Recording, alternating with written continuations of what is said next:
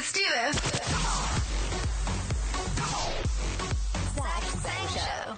Hello, beautiful human. I am Zach Sang. That is Dan Zolot. Hello. And we welcome, via the power of the internet, Madison Beer. Woo! Woo! We have an album to discuss, my friend. Good to see you.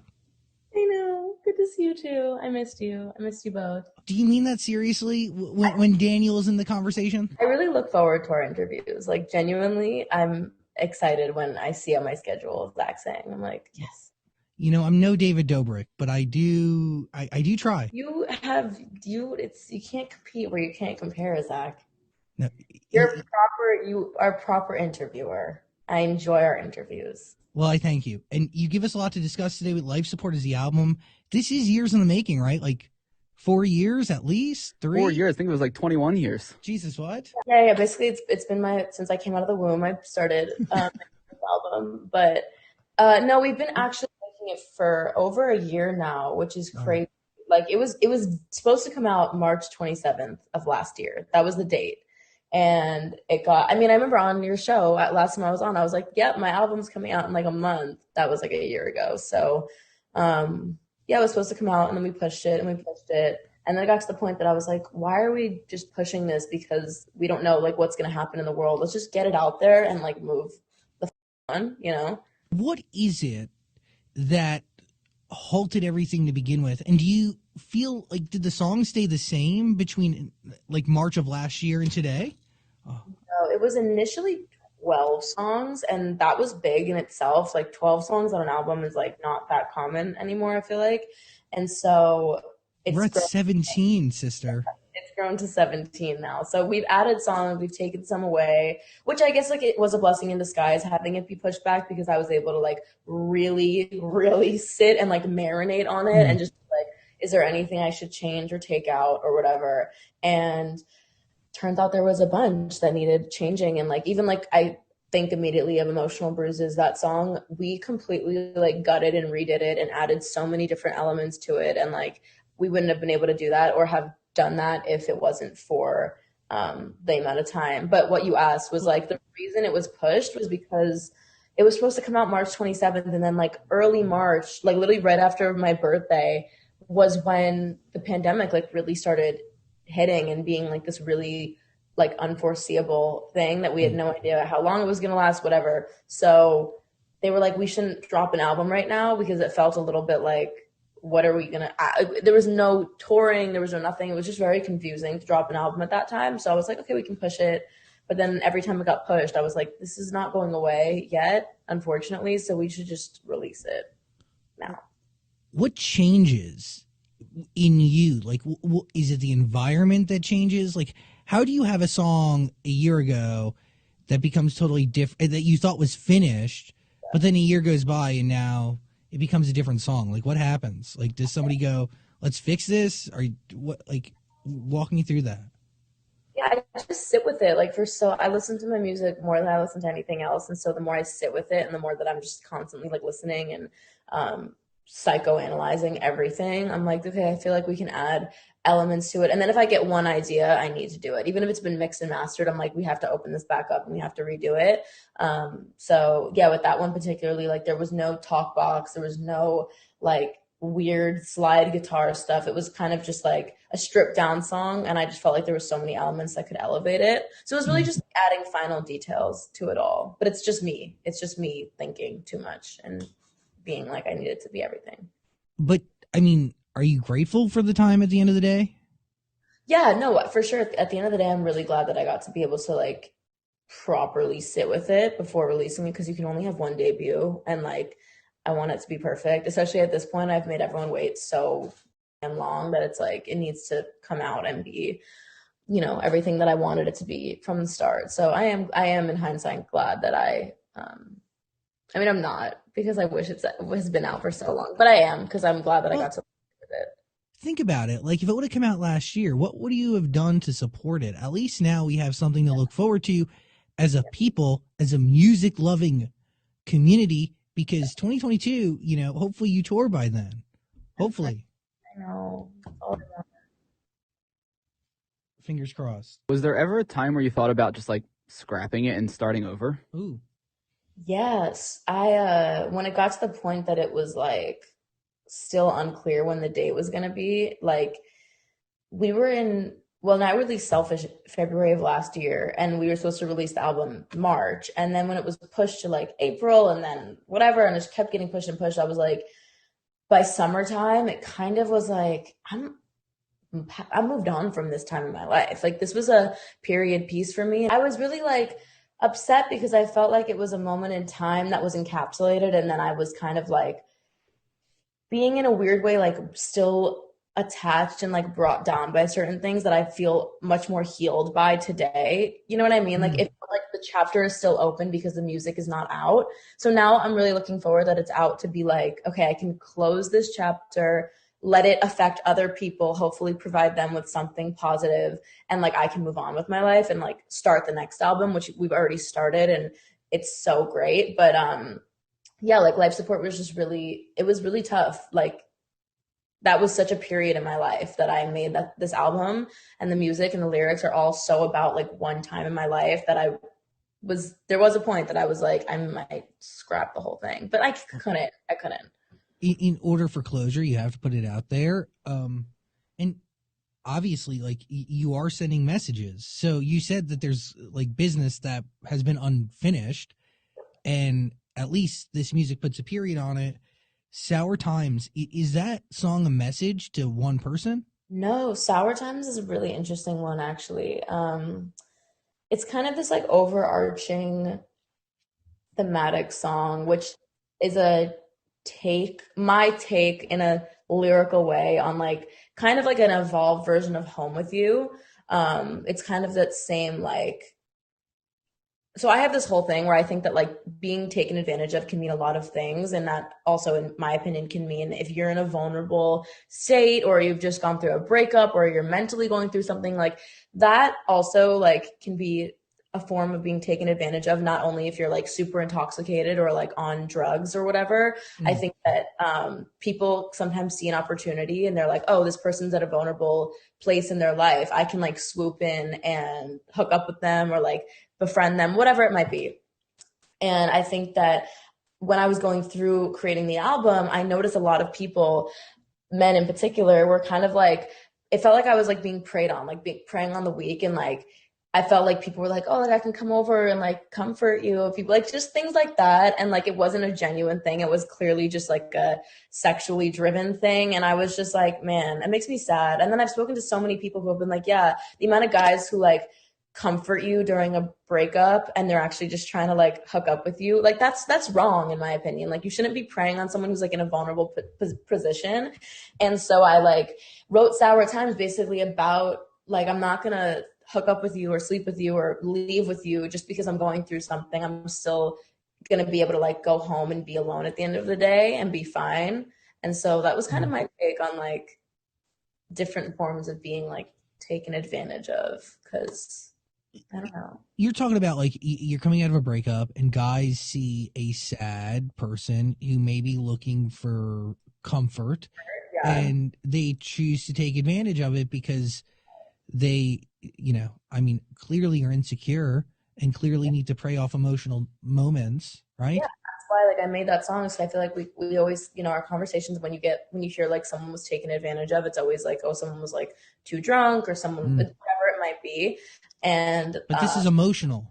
Yeah, like, and I think that's also like just the topic of mental health that I always spiel about. It's like there's so many other layers that you can like take advantage of a person, and also like, yeah, like it's just, I don't know. I think it's just wrong, and like I've seen it and I've had it done to me. So I'm just like, I wanted to write that about this. And like the second verse where I'm like, it's crazy that you'd be down to be a rebound. Like I love that lyric because I'm just like, bro, what are you doing? Like, this is not like, I don't know. There's so many layers to it, but that was what Sour Times is about. Did you ever accept these people's invitations, or did you know what they were doing in the moment?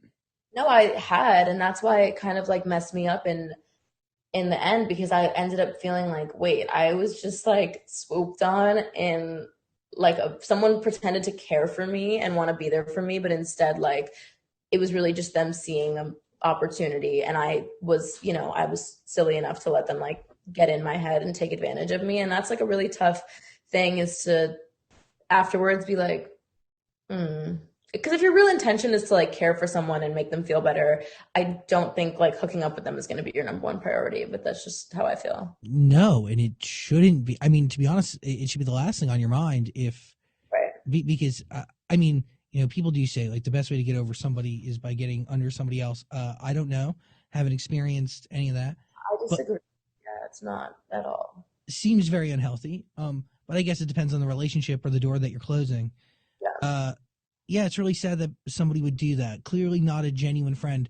How do you let that person go? Do you tell them, like, I know what the you're doing? Or do you just go silent on somebody? I mean, depends the situation. Like, I'm very, I don't want to say like cutthroat, but like I have come to a place, especially like everything I've gone through mentally, I feel like I'm at a place where I'm just like, I take the way I feel. I'm very like hyper aware to how I feel in a situation. If I'm uncomfortable, if someone makes me uncomfortable, if I'm not being like heard or seen, and I feel like I'm being silenced in a room, whatever. There's so many like examples, but I feel like I'm so hyper aware of that now that I don't really care if I come across like per se, because I'm like, I respect myself and I love myself so much at this point that like I just like, I would rather spare my feelings than yours. And if something is being said or done to me that I find to be like out of whack and, you know, like goes against my boundaries, then I have no problem like literally standing up in a room and being like, hey, this isn't for me. Yeah.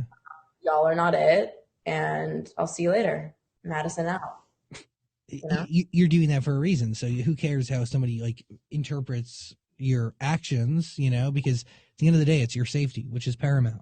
Yeah, and I'm like super sensitive, and I'm someone who's very like, I don't want to say unstable, but like someone who's very easily triggered. I'm very easily like upset by things. I take things really personally. And so if I'm not going to put myself in a position and like allow myself to get triggered or feel in any way, like to spare somebody else's feelings. I just won't do it anymore. But it doesn't stop you from being out there and like essentially living and like, you know, you don't stop. I mean, some people could feel that way and then become a hermit. Yeah. No, I've definitely like learned how to cope and learned how to like align myself. And, you know, if I'm like in an environment where like there's been plenty of times where I'll be like really triggered. Sorry, I know I can't curse. You're okay. I'll be really triggered and I'll be really like freaking out and honestly having a panic attack. And I've just learned little things I can do that might make me feel better. If I'm out in public, I literally will like walk away and be like, hey, I have to take a phone call. And I'll just pretend to be on the phone or like sit down by myself and breathe and center myself. There's just been little things I've been able to, over the past few years, learn how to integrate into my everyday life. Because I used to literally just go home. It would just be like, that was the end of my night. If I was upset about something, I would just dip and do a little like, you know, Casper leave where I just didn't say goodbye to anybody. An Irish exit. I love it. So I would just do that and then go home and like sit and be upset and not have anyone to talk to. But now it's like I've learned how to leave and like center myself. And if I have to go, I will. But most of the time I'm able to kind of like gather myself a bit and then go back and like even pull someone aside and be like, hey, please don't say X, Y, and Z around me.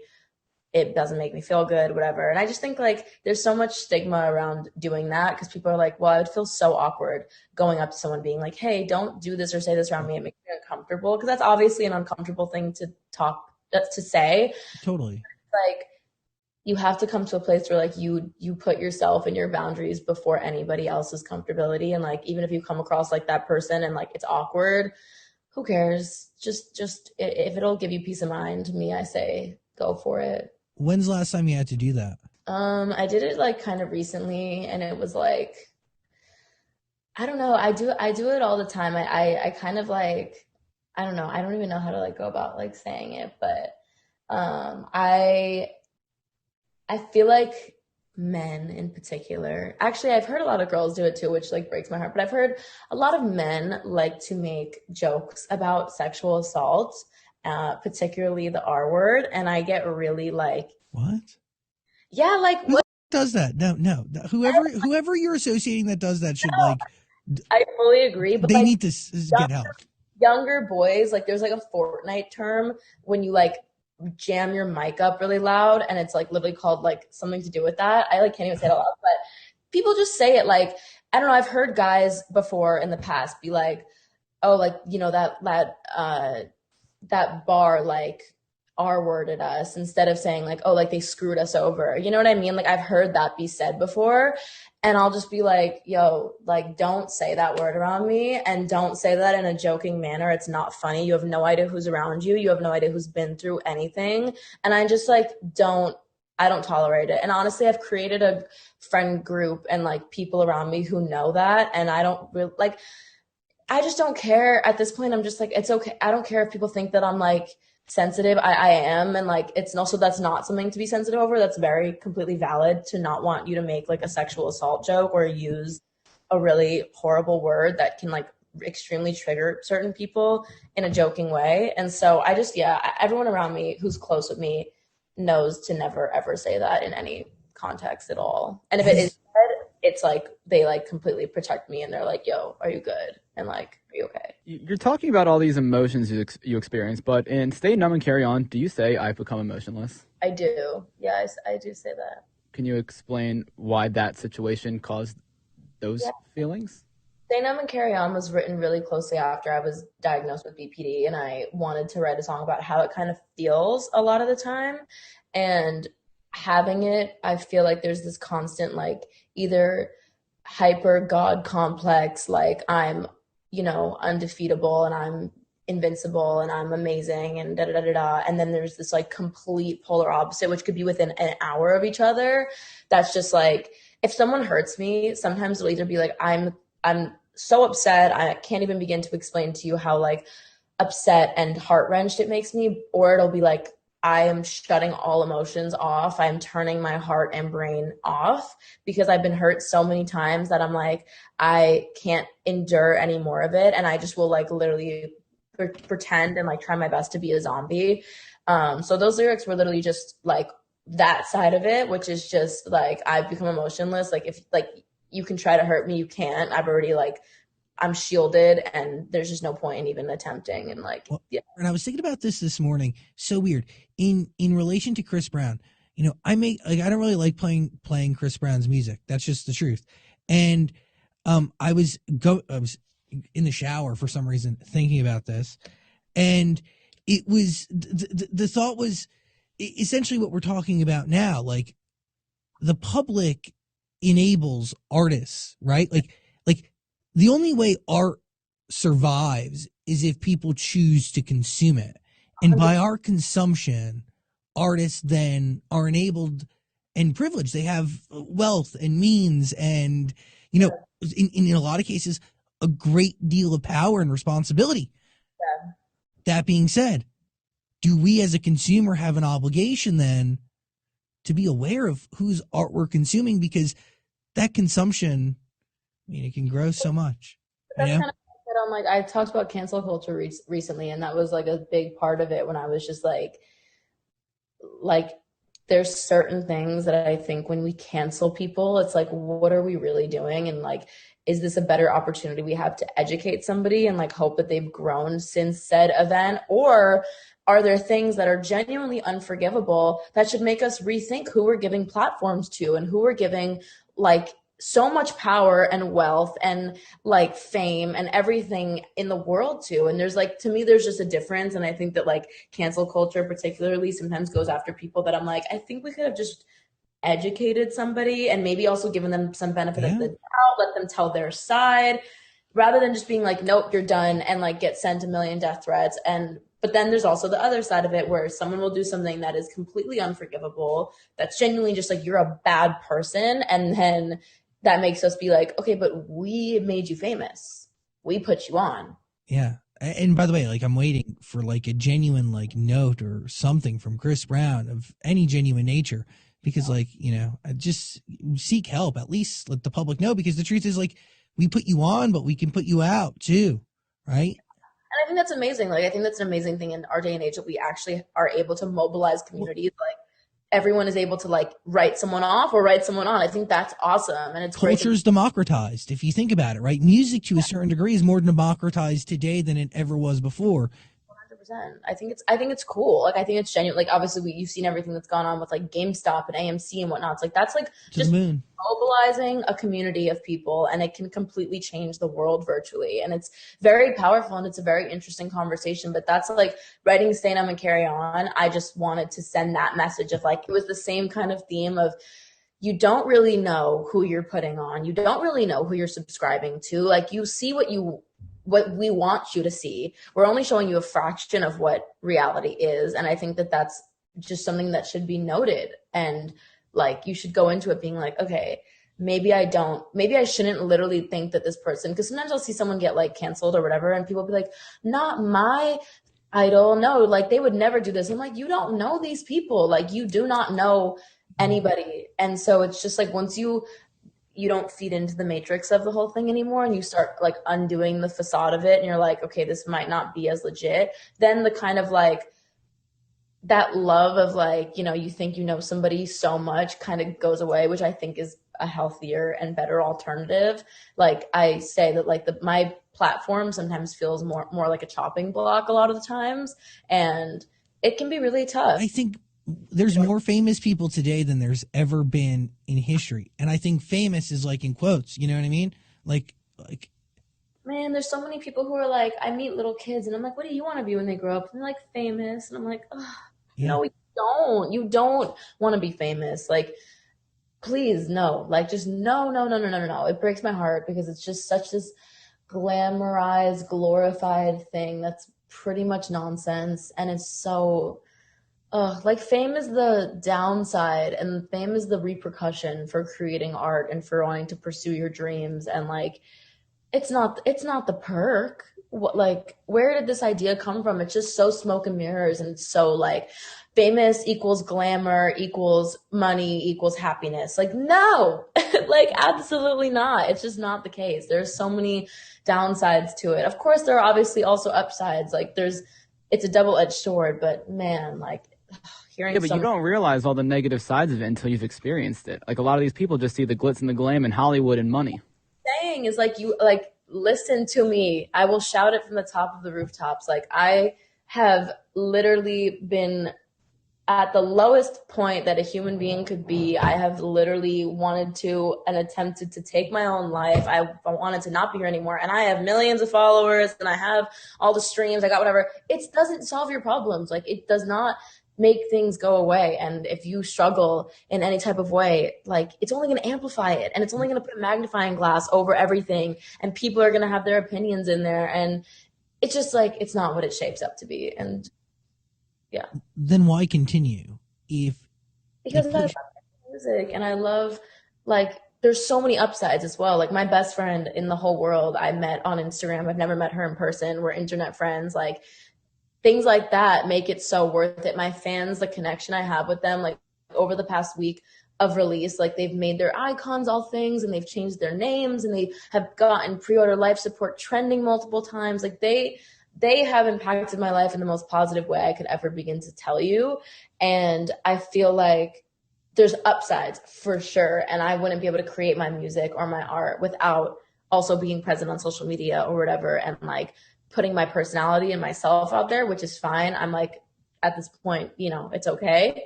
But it's not all negative, but there's just like for the sole reason to want to be famous. I think that's like a little bit scary. Wanting to take your own life and that acknowledgement, and then having to, I'm assuming, like, seeking help after that, right? Like, yeah. You speak up about those thoughts. You talk to somebody. Yeah, no, I was basically 5150, and I had like this was like midst making the album, which is why I titled it Life Support. But I had like a really scary and tough time, and I was in therapy 3 times a week. I still see my therapist very often, but was in therapy 3 times a week, voicing all my stuff. I had my whole house basically like raided, and all sharp objects and stuff were removed, and it was a lot. It was really crazy. I was self-harming every day. I was just like, I don't even want to say I was lost. I just like I had given up, and I was like, I don't really like care to be here, because I don't know. I really internalize things, and when I'm hurt, it just feels like the world is over, and I put so much of my faith and my trust and my heart in people, which is my own like personal flaw.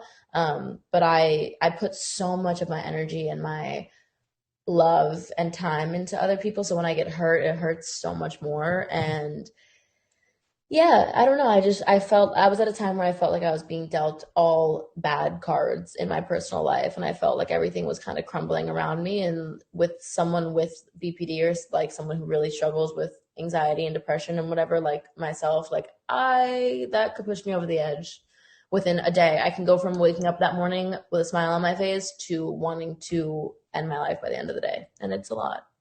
Well, you said personal life. I was going to ask, was that mostly personal life, or did the internet have an effect on that too? Over this past summer, so with this all I'm referring to was 2 summers ago now, I believe. And yeah, July of 2019, I guess. But this summer, yeah, that was a lot. I felt like the whole internet hated me again, which was really triggering and scary for me because I've been doing this since I was 12, and I've had my waves of like, everyone hates me and then people like me. And then like the pendulum kind of always has like swung with me, I feel like, with my internet presence. And it was a lot. It was really scary. So basically I joined TikTok and I immediately was welcomed with such an abundance of love and support. And everyone was like, oh my God, we love you, whatever. And I was so excited and I was so happy. And I was like, oh my God, people like me. And then it changed and it was just immediate, like, we hate you. And every single video on my For You page, I couldn't even open TikTok because it was just making fun of me. Every single video was another person ripping me to shreds. And it was so hard and so bad. But I will say it made me start to really work on my self-love because I realized something, which I think is very important for a lot of people to note. Like, if you're getting that upset and that destroyed and that hurt by random strangers just talking a bunch of about you, then like you might not have the best relationship with yourself because then you might like, why are you so affected by what these random people are saying? So I kind of started to be like, okay, you know what?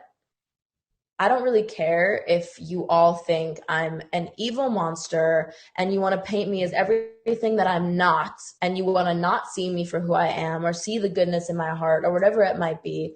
That is fine, because at the end of the day, I can look at myself and I could be like, you're good and you're a good person and you have good intentions and you have a beautiful heart, and don't ever change that. Because there's been times, man, where I'm like, I don't want to be a good person anymore. The world's done me so wrong. I felt like that. I'm like, I don't want to, like, why am I still a good person? Like, I should just be this vindictive, evil monster at this point. If that's what everyone wants to make me out to be, I should just play the part. And I was just like, I was going through that. And then that's when I kind of was like, yeah, I'm not going to let others' opinions of me define myself. Like, I know who I am, and I know my heart, and I know my intentions. I know what I would and wouldn't do or say or partake in, etc. And so I just like built up my relationship with myself, and then I don't really get as affected anymore. So you build up a relationship with yourself to shield or to at least create a thicker skin as it relates to internet and stranger hate and damage.